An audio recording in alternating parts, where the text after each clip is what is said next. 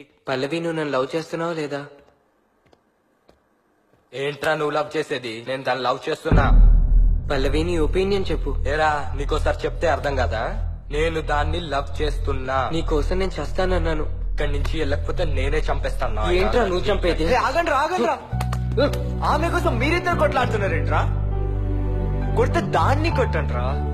అమ్మకి దెబ్బ తగిలిన నాన్నకి చెల్లికి ఎవ్వరికి ఏమైనా పట్టించుకునే అబ్బాయిలు తన గర్ల్ ఫ్రెండ్ కి ఏమైందంటే 10 కిలోమీటర్ల దూరం ఉన్న పరిగెత్తుకొని వస్తారా. కానీ వీళ్ళు కామ్గా మగాన్ని చూపులతో కట్టుతారు. ఆ చూపుల్నే మనం ప్రేమ అనుకుంటున్నాం. అలా మన మత్తుల్లో పడిపోయాను కాదు, పడేసింది. తనతో మాట్లాడుతుంటే తిరుగుతుంటే నన్ను నేనే మర్చిపోయాను. అలా ఒక వేష మోజులో పడిపోయాను. అప్పటి నుండి అమ్మ, నాన్న, చెల్లి, తమ్ముడు, ఫ్రెండ్స్ ఎవరు కనిపించలేదు.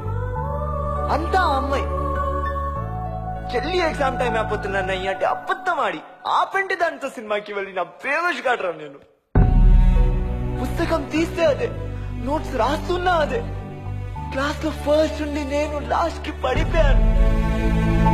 సిగరెట్ అంటే కిలోమీటర్ దూరం ఉండే నేను ఈరోజు సిగరెట్ ఎవడిస్తాడని ఆ రేంజ్ కి దిగజారిపోయాను.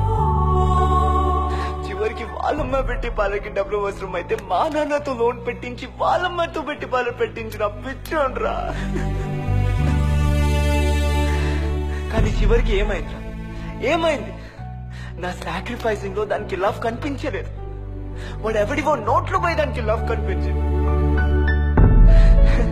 లవ్ అనేది మనసులో నుంచి నోట్ల మీదకి ఎప్పుడో వెళ్ళిపోయిందిరా, ఎప్పుడో వెళ్ళిపోయింది. ఎవరినైతే నా గుండెల్లో ఉంచడానికి నా హార్ట్ నుండి ఫ్రెండ్స్ ని, పేరెంట్స్ ని తీసేసాను, చివరికి వాళ్ళే నన్ను గుండెల్లో పెట్టుకొని చూస్తున్నారు. ఈ రోజుకి మా నాన్న ప్రతి నెల లోన్ కట్టడానికి బ్యాంక్ కి వెళ్తుంటే నా మీద నాకి సిగ్గొస్తుందిరా. వీళ్ళందరింతేరా, వీళ్ళందరింతే. రారా, వచ్చేరా. ఒరేయ్, ప్రతి తల్లిదండ్రులు వాళ్ళ అబ్బాయిల్ని పిలిచి అమ్మాయిల్ని ఏడిపించకండి పాపమని చెప్తారా?